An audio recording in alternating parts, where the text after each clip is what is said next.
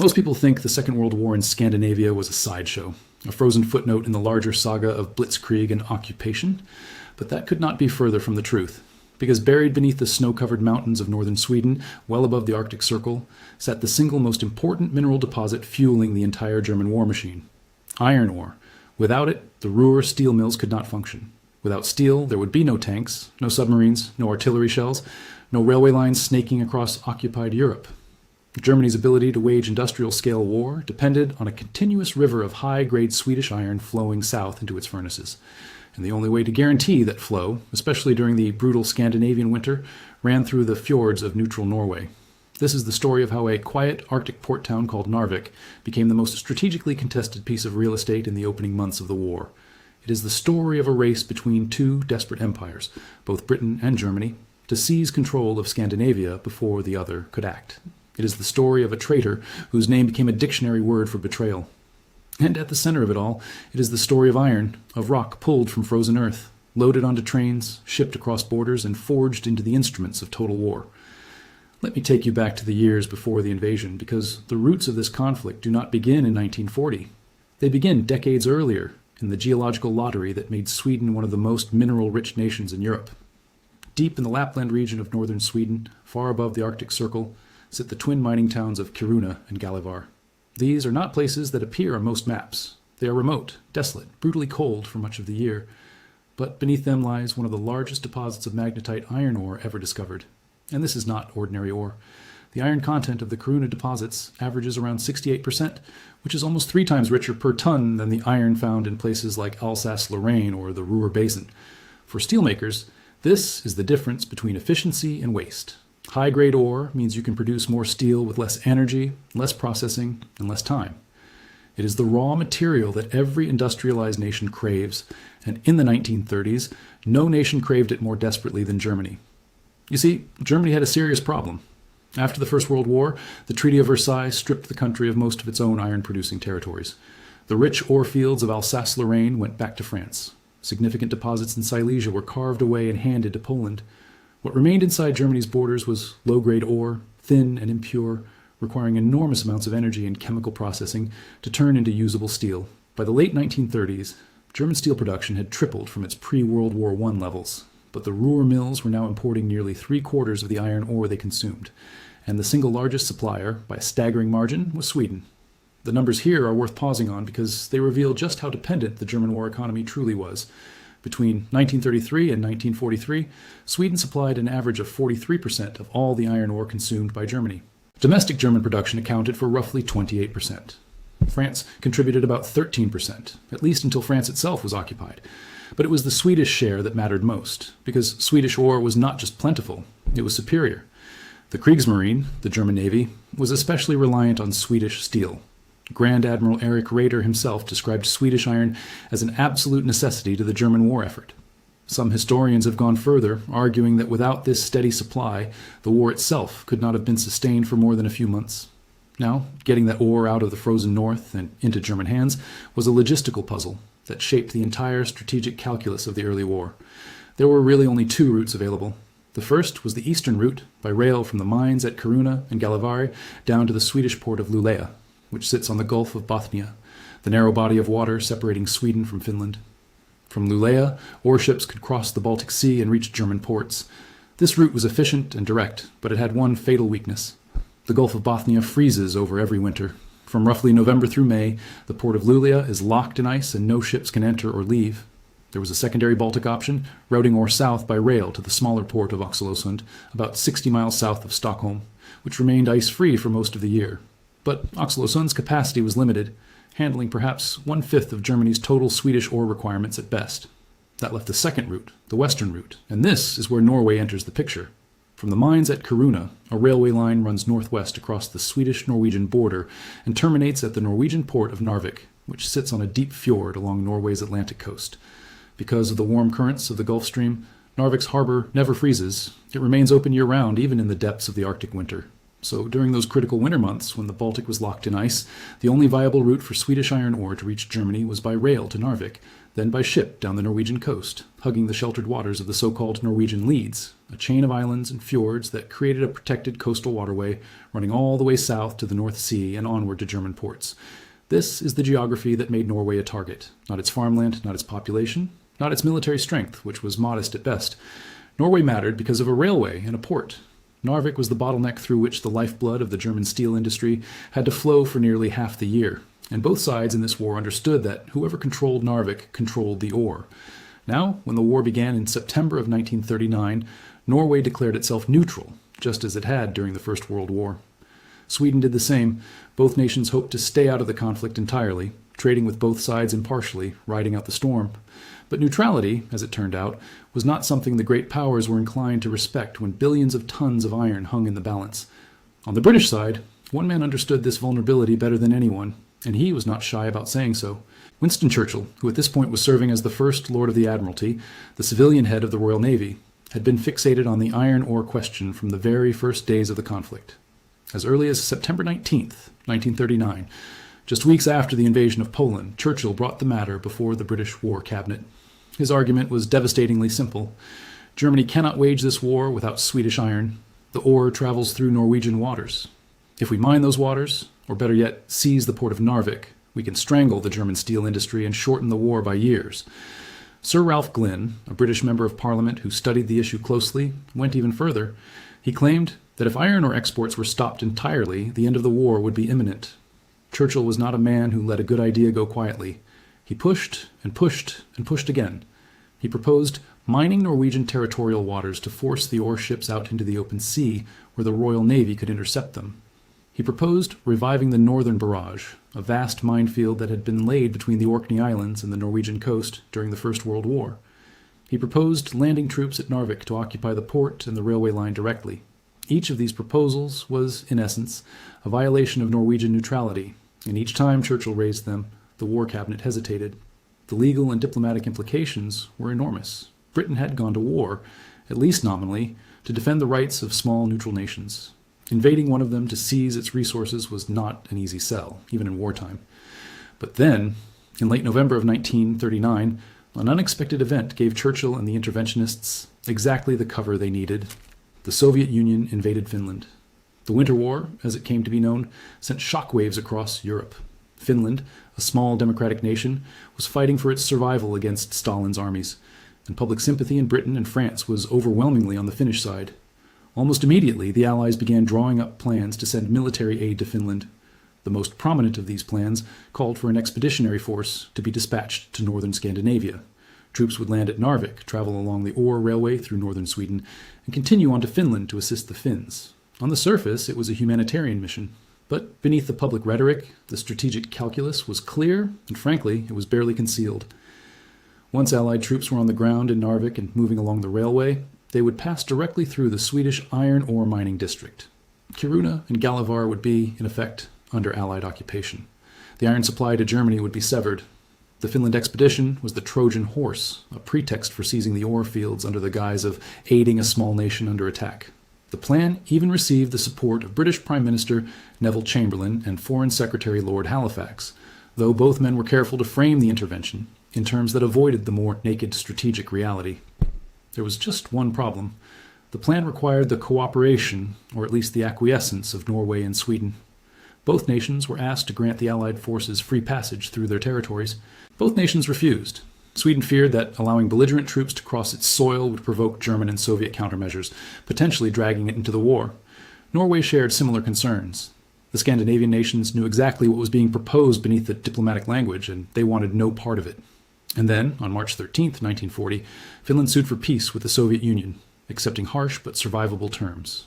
The Winter War was over, and with it, the entire justification for the Allied expedition to Scandinavia vanished overnight. Churchill was furious.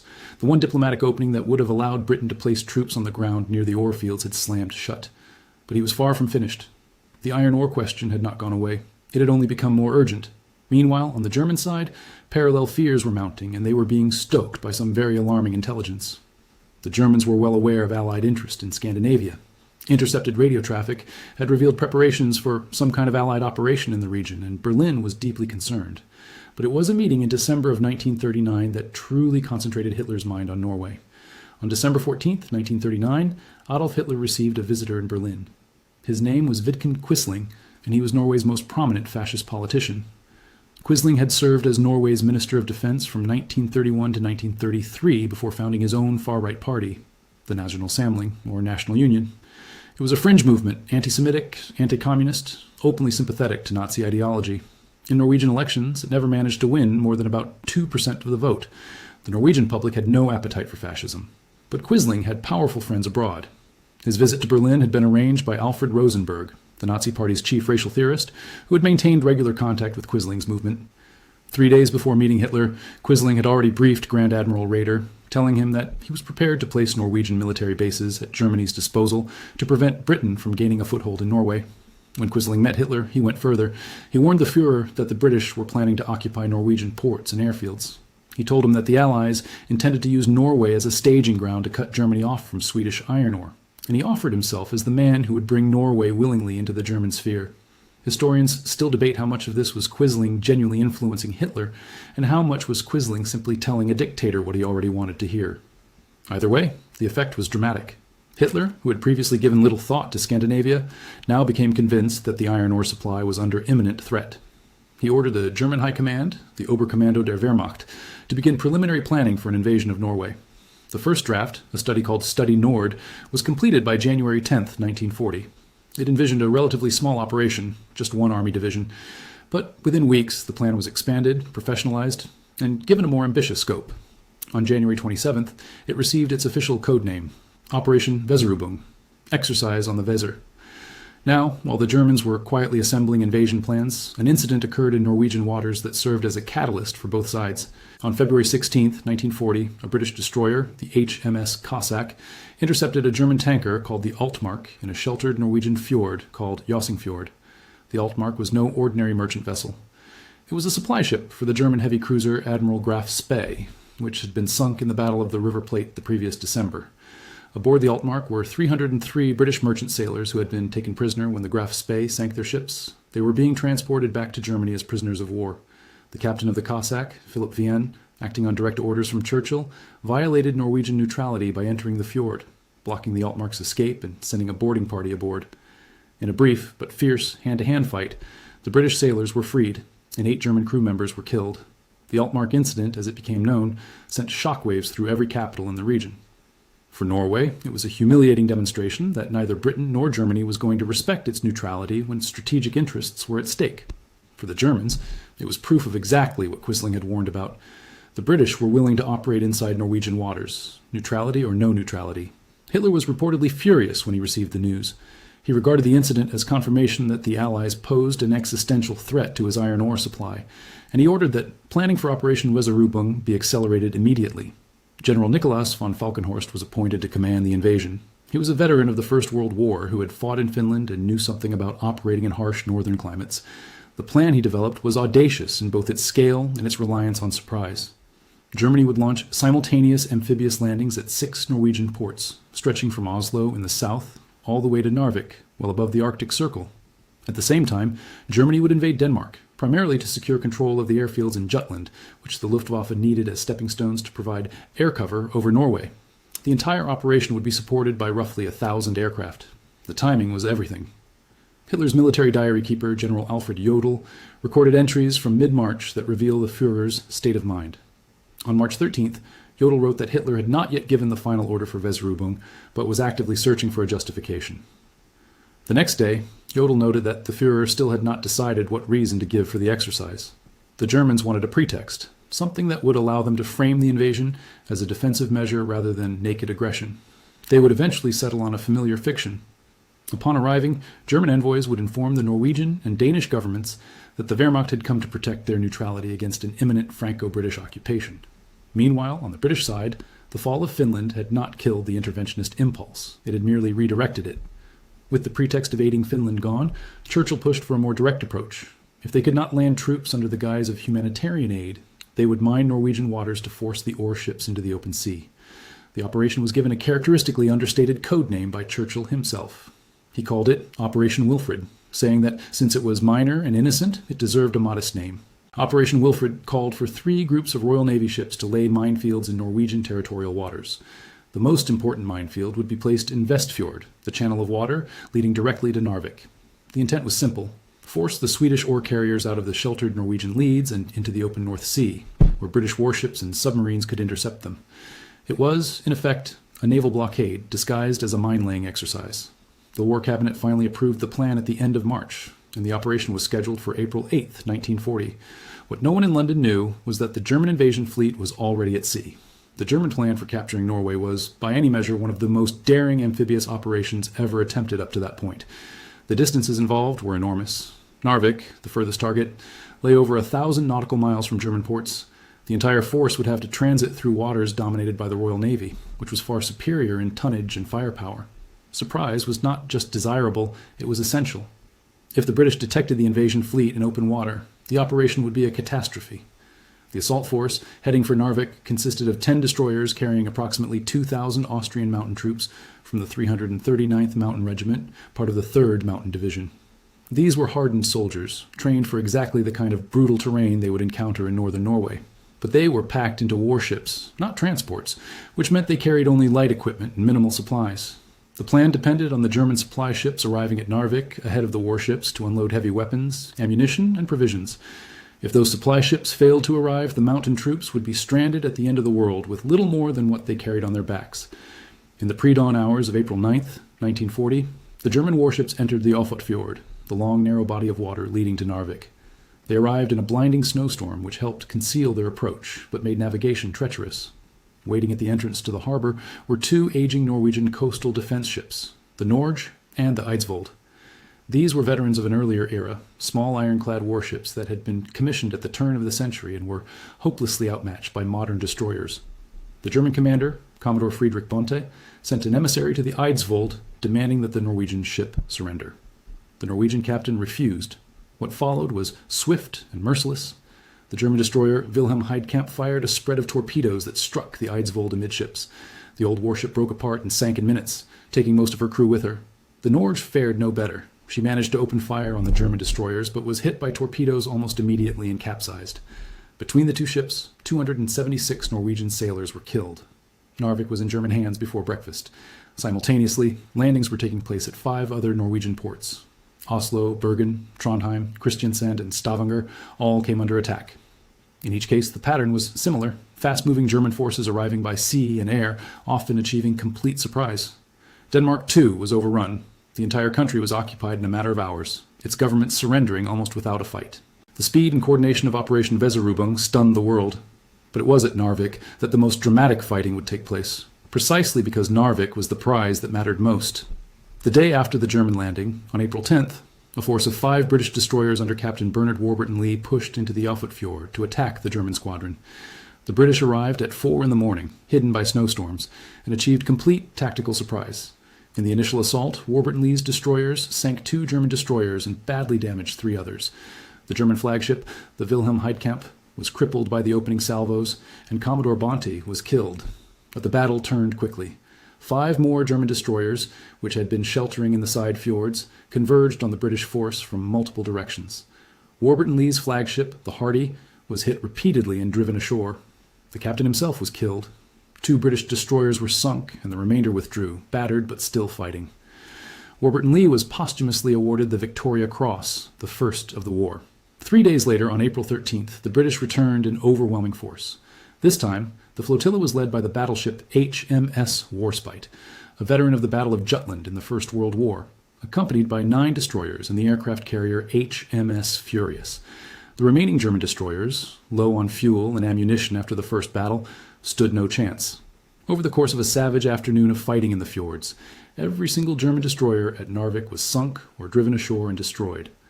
A German submarine, the U-64, became the first U-boat in the war to be sunk by an aircraft when the Warspite's spotting plane caught it on the surface. In total, the Germans lost 10 destroyers and over 1,000 men in the 2 battles. The Kriegsmarine was severely weakened, losing a significant portion of its destroyer fleet in a single engagement. The wrecks of those German warships lay in the cold waters of the fjords for years afterward, twisted metal jutting from the surface, a monument to the ferocity of the fighting. But sinking the German ships and taking the port were 2 different things. On the land, the situation was far more complicated. The German mountain troops who had been landed at Narvik dug into the surrounding hills and held their positions with extraordinary tenacity. They were cut off from resupply by sea, outnumbered, and operating in some of the harshest terrain on the planet. But they were elite soldiers, and they fought like it. The British, French, Norwegian, and Polish forces that landed in the area over the following weeks struggled to dislodge them. The terrain around Narvik is a nightmare of steep mountains, deep snow, and narrow passes. Every advance was contested. Every position had to be taken at enormous cost. By late May, the Allied forces finally recaptured Narvik itself. It was a genuine victory, the first time German troops had been driven from territory they had occupied. For a brief moment, it seemed like the iron ore route might be severed after all.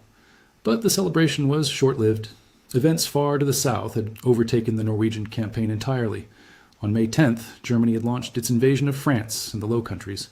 The Blitzkrieg through the Ardennes shattered Allied defensive plans, and within weeks the French army was in full retreat. Britain suddenly needed every soldier, every ship, and every aircraft it could muster to defend against a potential invasion of the British Isles. On June 8th, 1940, the Allied forces evacuated Narvik and withdrew from Norway entirely. The campaign was over. Germany had won. The evacuation of Narvik was a bitter pill. Everything the Allies had fought and died for in northern Norway was abandoned. The port, the railway, the iron ore route, all of it passed back into German hands. And with the German occupation of Norway now complete, the strategic situation was transformed. Germany no longer needed to worry about British interference with the ore ships.